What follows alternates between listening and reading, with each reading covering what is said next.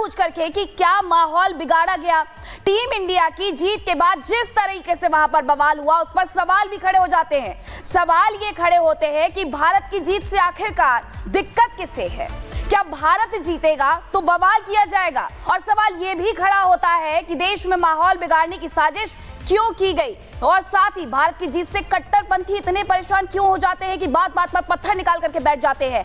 भारत की जीत से किसे दिक्कत है, यह सबसे बड़ा सवाल है। और सत्यविजय हमारे साथ जुड़े हुए, सत्यविजय का रुख करेंगे। सत्यविजय, अभी माहौल क्या है, किस तरीके से यह माहौल बिगड़ा महू में, और अब संभालने के लिए पुलिसकर्मियों के द्वारा क्या कुछ किया जा रहा है?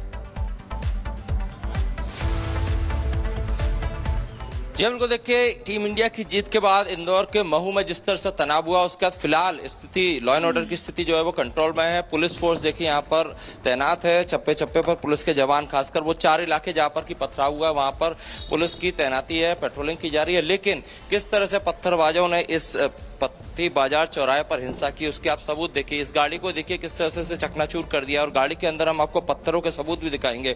इस गाड़ी को देखिए, यहाँ पर अंदर आप देखेंगे तो पत्थर पड़े हुए हैं। ना सिर्फ एक गाड़ी नहीं है, इस तरह से आप यहाँ पर देखिए दूसरी गाड़ी वो है जिसे पत्थरों से फोड़ दिया गया। तीसरी गाड़ी हम आपको ये दिखाते हैं, यहाँ पर भी पथराव के आपको सबूत देखना है तो देखिए ये अंदर देखिए इस तरह से बड़े बड़े पत्थर जो हैं वो यहाँ पर चले हैं। देर रात जहाँ पर टीम इंडिया की जीत का विजय जुलूस था, उसके बाद यहीं पर पथराव सबसे पहले शुरू हुआ। उसके बाद आप ये दुकान देखिए, ये इस दुकान को जलाने की कोशिश की गई है। अभी इसके अंदर जो सामान है पूरी तरह से खाक हो चुका है, जल के साफ हो चुका है। इसके ऊपर जो मकान है उस पर हमने आपको अभी हमने एक रिपोर्ट भी फाइल की जिसने कहा कि दीवार पे पहले तो देखिए जो लाल निशान आप देख रहे हैं वो पथराव के हैं, क्योंकि जो ईंट फेंकी गई है उससे ये जो सफेद कलर की दीवार, इस पे आपको वो सबूत दिख रहा होगा किस तरह से पथराव हुआ। और जिस यहाँ पर इसके अलावा ये सामने एक मंदिर है, ऐसा स्थानीय लोगों का, यहाँ के स्थानीय लोगों का साफ तौर पर यह कहना है कि इस मंदिर को भी टारगेट किया गया। जो लोग हैं, हम ये नहीं कह रहे, लोगों का ये कहना है कि यहाँ पर सुबह तक काफी ज्यादा पत्थर थे जिससे प्रशासन ने साफ कर दिया है। तो ये सबसे सेंसिटिव इलाका है, ऐसे 3 से 4 इलाके थे जहां पर की पथराव हुआ। अब ये पत्थरबाज, क्या इंडिया की जीत से इनको हजम नहीं हुई, क्या ये इंडिया की जीत इनको से ने किस तरह की दुख था, इसकी वजह से पथराव हुई, तमाम पहलू है। वहां जो आप मस्जिद देख रहे हैं वहां से विवाद की स्थिति शुरू हुई थी और आगे जामा मस्जिद है वहां तक ये विवाद सबसे ज्यादा हुआ है। और इसीलिए यहाँ पर आपको ग्राउंड पर तस्वीरें दिखा रहे हैं एक के बाद एक। ये जो आप यहाँ पर पत्थर देखेंगे, ये कार तो तोड़ी है, साथ में ये जितने भी पत्थर हैं अभी साफ करके साइड में किए गए, ये सभी कल रात में यहाँ पर हंगामे के दौरान किए हैं। इसके अलावा आगजनी भी हुई, तोड़फोड़ भी की, लोगों के साथ मारपीट भी की। लोगों का ये भी कहना है कि उनके घर में घुसने की कोशिश की। यही नहीं, साफ तौर पर यहाँ पर अगर बात की जाए तो अब चूंकि पहली पुलिस की प्राथमिकता थी कि स्थिति को कंट्रोल में किया जाए, उसके बाद अब पुलिस ने धरपकड़ शुरू की है। जो हमारे पास इनपुट है उसके मुताबिक 13 लोगों को हिरासत में लिया। एक तस्वीर आप ये भी देखिए, ये एक तस्वीर है कार की, ये भी किस तरह से टूटी पड़ी। और यहाँ पर भी आपको पत्थर देखिए, रोड किनारे जितने भी ईंट दिख रहे हैं ये सभी कल रात के हैं। तो अब बिल्कुल सत्यविजय, महत्वपूर्ण जानकारी आप दे रहे हैं, तस्वीरें भी आप दिखा रहे हैं, लेकिन इसी बीच अपने दर्शकों को बता दें, महू में मस्जिद से निकलकर भीड़ ने ये हमला किया। आपने देखा कैसे गाड़ियों में तोड़फोड़ की गई है। इन 2 तस्वीरों को जरा गौर से देखिए। भारतीय टीम की जीत का जश्न मनाया जा रहा था, लेकिन इंदौर जल रहा था।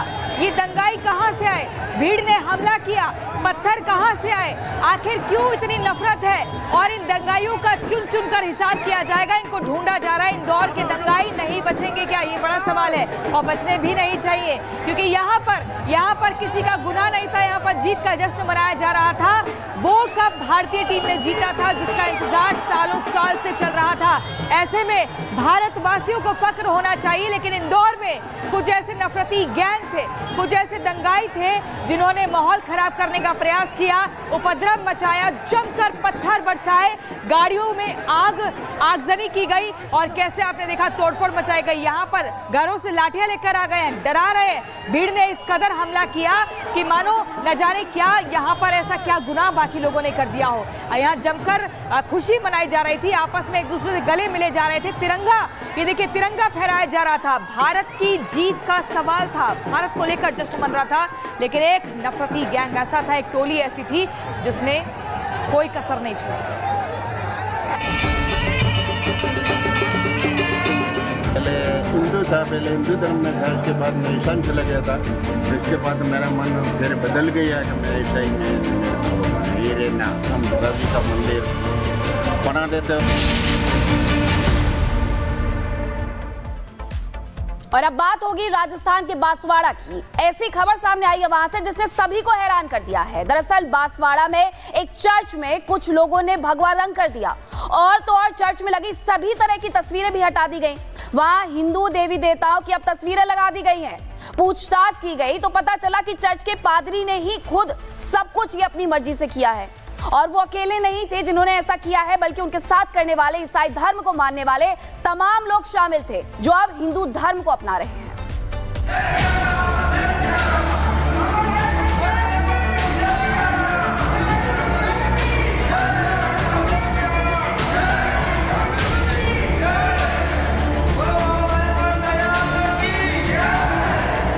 राजस्थान के बांसवाड़ा में उस वक्त हड़कंप मच गया जब एक चर्च के पादरी ने चर्च से सभी तरह की तस्वीरें हटाकर चर्च में भैरव जी की मूर्ति स्थापित कर दी और चर्च में ही पूजा पाठ करने लगे।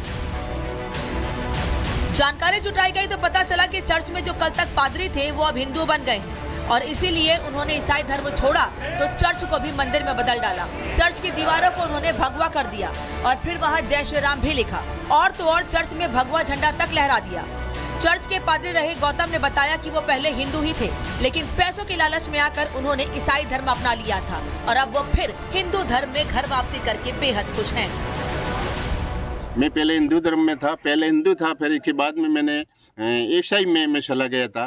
तो ईसाई में मैं 30 साल रहा। 30 साल थी, फिर बाद में मैंने फिर मन को प्रतिबंध कर लिया और फिर हिंदू धर्म में वापस आ गया। बीमारी के बारे में वो पास्टर लोग आते, वो पैसे की लालच देते थे, फिर लालच देते थे, हम देंगे पैसा देंगे करके हम लालच में पड़े रहे और दूसरा परिवार को बुला करके इकट्ठे करते। तो इसने हमको कोई नहीं किया तो हमारा मन फिर पलट देगा, हमारा ये धर्म नहीं करना, ये धर्म हमारा नहीं करना, हमारे बाप दादा वाला वापिस धर्म करना है।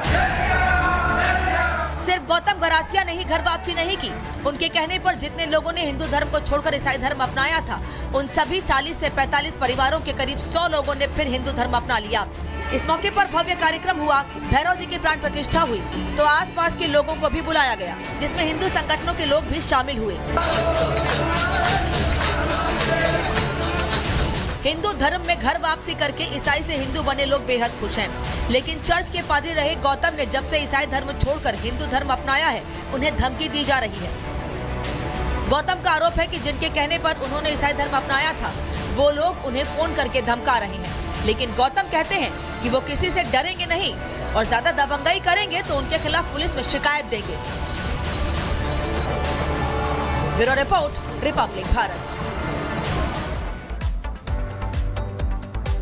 तो ये सभी लोग पहले से हिंदू थे लेकिन किसी वजह से ईसाई धर्म अपना लिया था, अब एक बार फिर से घर वापसी हो गई है। बिल्कुल, और इन्हीं खबरों के बीच एक का एक्सक्लूसिव में फिलहाल इतना ही। रुकना होगा एक छोटे से ब्रेक के लिए, लेकिन आप कहीं मत जाइए। रिपब्लिक भारत पर खबरों का सिलसिला लगातार जारी है।